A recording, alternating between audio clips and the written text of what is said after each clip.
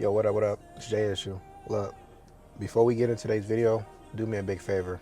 Like the video. If you're new to my channel, make sure you subscribe. For today's video, I will be speaking of my Carolina Panthers 2025 season. I want to give my personal opinion, my thoughts and feelings about the roster and where I feel like the team could head to or where we at with it. First and foremost, I just want to say I appreciate Dave Canales. I know that Dan Morgan is a general manager and he was a linebacker when it was his time. And unfortunately, I hope Dave Canales is not being overseen. I hope he's not flying under the radar.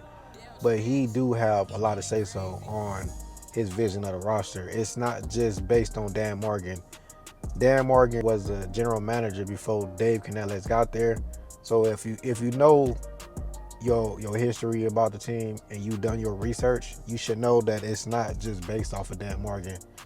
Guys would have been here beforehand, before Dave Canales became head coach. Bryce Young was already there. That was a Dan Morgan call. That was David Tepper call. But that's neither here or there, and that's not today's video.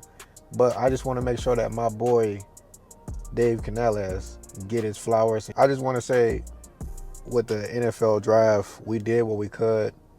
We tried to make some trades. It didn't happen. And unfortunately, teams, it doesn't matter if you're a bad organization or a good organization. If teams gonna pull the trigger on a trade that they feel is right for them, then they're gonna do it. But I do applaud our vice president and everybody that was into trading back.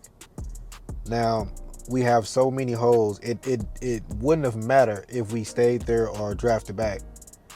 We lacked that receiver. I understood why we took a receiver. I don't dislike what we did with our first round pick, but he wasn't my number one.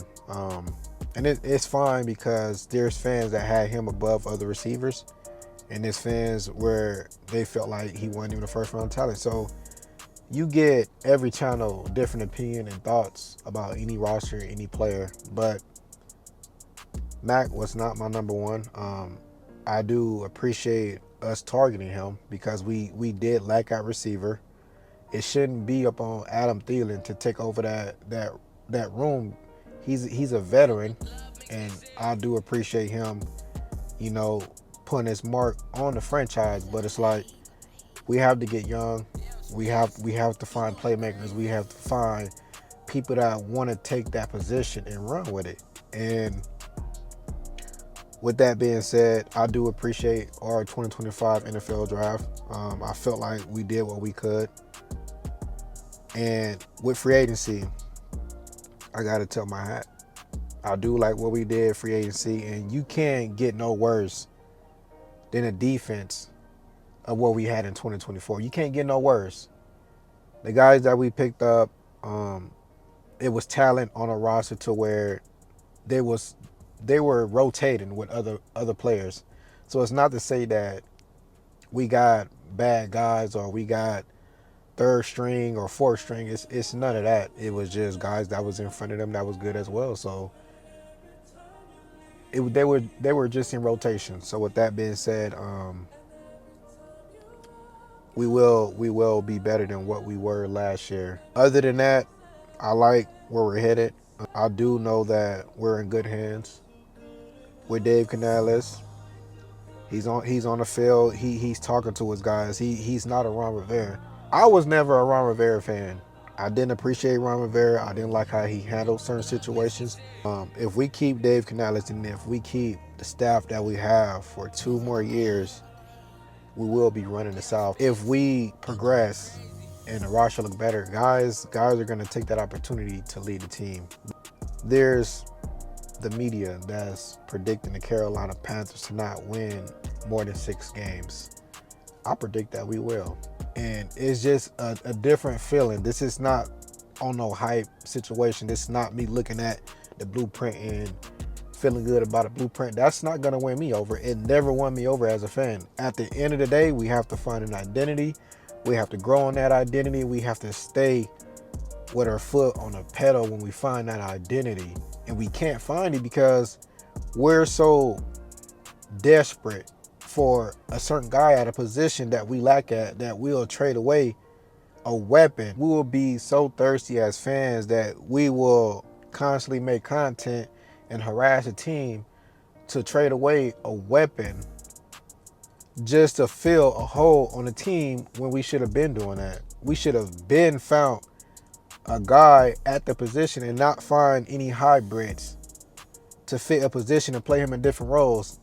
Now we're having to pay guys extra because we're fitting them in different roles that don't fit them best. It don't make sense to continue to draft hybrids. I understand it. I get it. You want guys to be valuable to the team to where you don't have to overpay or whatever, right? I understand that. But at the end of the day, if you want to fill a hole, don't put no hybrid there. You're going to have to overpay for this guy in the future. So with that being said, there's always going to be some negatives and positives. I'm going to tell you my negatives. And y'all write down in the comments down below how y'all feel about it and where are y'all negatives for the 2025 season, because every fan going to have it. Or weakness for me, in my personal opinion, is the linebacker room. I don't understand why we hit on to Shaq. And Shaq he's not on the roster. I understand that. But why did we hold on to Shaq for so long and the guy never made the Pro Bowl? We're paying him all this money and he hasn't made the Pro Bowl. We've been lacking at that position since Luke Kuechly retired. Do we not have anybody that's in the front office or on the staff, on the scouting staff, that can find talent? Do we not have that? Or am I missing something? So my question is, if we know we lack at linebacker, why is it so difficult to find a Mike linebacker? Someone that wants to take over that position, know how to plant his guys in certain positions. I don't want another Luke Kuechly. I love Luke Kuechly. He's a legend. He's a GOAT. He's one of the best that ever came in Carolina in linebacker history, that has his knowledge and his skill set when it comes to football. I don't want another Luke Kuechly. I want a certain player that can show me that he's willing to take over that position. And I have yet to see it. I have yet to see the team draft a young guy that can put his men in places to where he ain't got to do everything, to where he can run sideline to sideline. And he's capable of dropping in coverage, but he's not doing everybody else's job, right? I have yet to see it. Another position I feel like we lack in depth. Rather that's cornerback, rather that's pass rush. That's my top two negative position coming into the 2025 season. My third will be pass rush. Pass rush, I like what we did. It's going to be a work in progress, but if I have to nitpick, I have to find something. So those will be my top three nitpicks of the 2025 season. With that being said, the positives will be, it's an arrow going up for the team. And we were so bad defensively to where if we just had something on defense, at an average defense, we would have been looking at a team that had more wins, more positive things to say about the team if we had a defense.